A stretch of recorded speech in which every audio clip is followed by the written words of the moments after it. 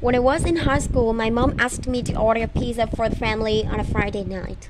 I looked at the phone number in the phone book and promptly handed the phone to my older brother to place the call. I was too shy to talk to a stranger. Fast forward to college at the University of Illinois, my first time away from my small town.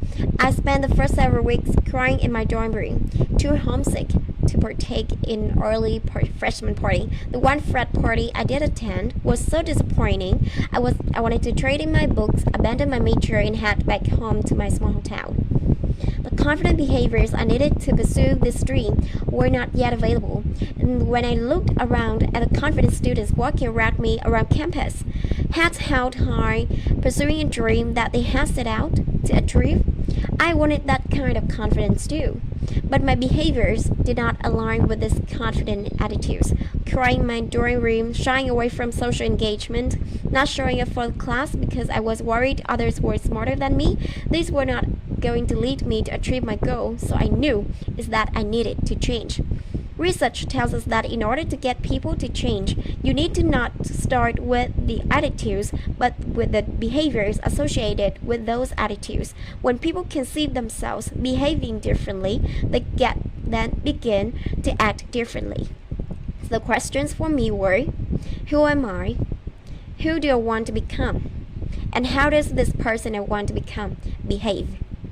These answers were that I wanted a successful career, one that meant something, allowed me to contribute. And for me, that was defined as a career as a sports executive. In order to achieve this goal, I needed to begin to act more confidently. And I did. Because 13 years later, I became the first female general manager of a AAA baseball team in nearly 20 years. Thank you.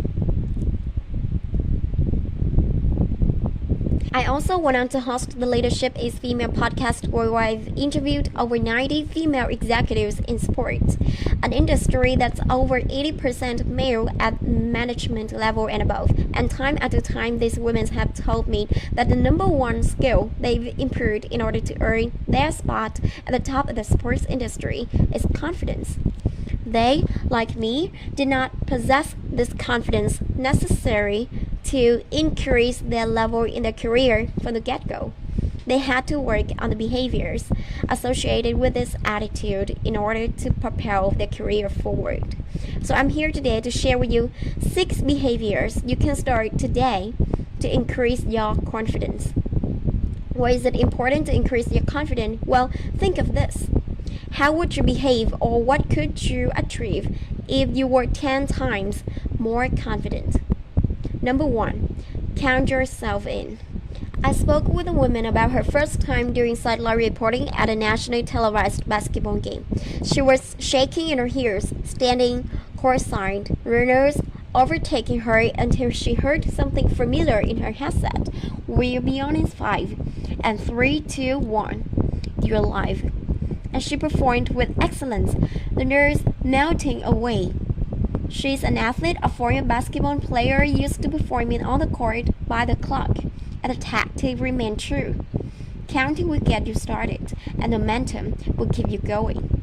I've used this technique. I've had more uncomfortable conversations that I care to recall, but one I'll share with you today. I vividly remember standing on the warning track of the basketball field 45 minutes before the game time, looking at the opposing manager and his team wearing the wrong color uniform. I wanted to turn and run back to my office and hide, but instead, I faced him head on and I said in my mind, 3, 2, 1, go. And I started working towards him. And when I arrived, we had a very uncomfortable conversation about his team wearing the wrong color uniform. Yes, I had asked this grown man to change their clothes. It was so awkward. But when I asked myself, who am I and how do I behave, the answer was that I'm the person who's not too shy to stand up for what I believe, what is right, and stand up to conflict. Counting got me started, and momentum kept me going. Number 2, what if you only had to be brave for a total of 20 seconds? Give yourself 20 seconds of courage. This behavior helped me enormously when I published my podcast, Leadership is Female, bold title at all, for all the world to see, hear, critique, and have their opinions. I vividly remember sitting on the carpet of my closet floor, holding my computer, looking at the upload button, thinking to myself, does it need any more edit? Should I listen to it one more time? And I told myself, Emily, give yourself 20 seconds of courage. And I hit publish and it was done. And guess what? I kept breathing and the word kept turning and the podcast grew into what it was meant to be, all because of 20 seconds of courage. Number 3, take a seat at the table. Not metaphorically speaking, actually take a seat at the table. I spoke with a woman who represents some of the biggest names in baseball, and she told me a story about taking a seat at the table. She noticed women waiting around the edges of the room waiting for the seat to be filled, and worse yet, she was doing it too.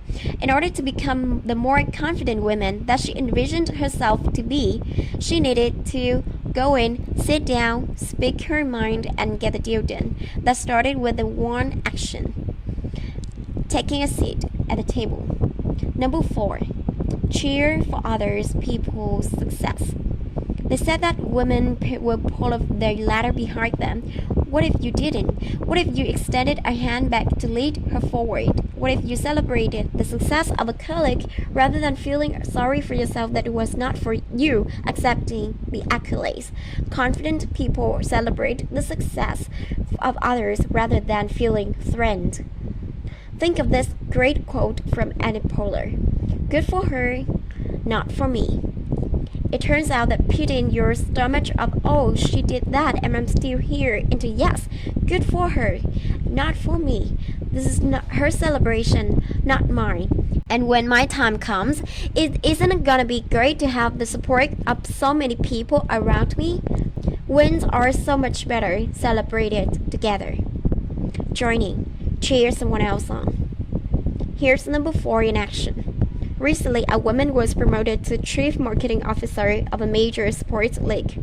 The offered interview and ultimate landed job came after her public celebration and sincerely congratulatory outreach to the newly named female league president. The confident people support those around them. Cheer for someone else's success. Number 5. Bolster your confidence for a new activity through your already great performance in another. What are you really good at? What is easier today than it was 1 year ago? What is your most proud accomplishment? Answer those questions. Think about those answers. Those answers is where your confidence is born. Confidence is born in all we've already done and already achieved. Recently, a woman I interviewed on the Leadership as Female podcast was going after a big promotion at a top team. Before she went in to pitch her boss, she reviewed her current job description, made notes of her accolades in all areas mentioned, and was prepared on the examples and the confidence of the success she had in the past. She got the promotion. Use your prior success to propel yourself forward. And number 6. Celebrate constantly. How often do we reach our goals and then just immediately move on? When we do this, the recollection of that success is diminished.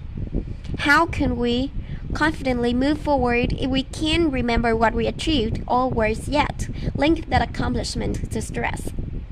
Find ways to celebrate that are meaningful to you, like creating a highlight reel in your cell phone of your most proud accomplishments. Take your team out for celebratory drinks when you close a big deal. Buy yourself a massage, or maybe you order a pizza when you reach your personal goals. It doesn't matter how you celebrate it, it matters what you do. This will create a marker in your brain to rewire and reinforce the behaviors that led to the success in the first place.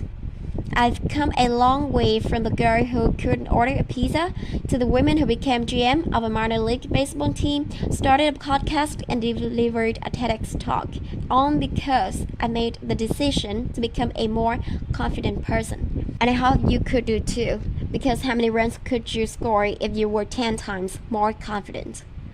Thank you.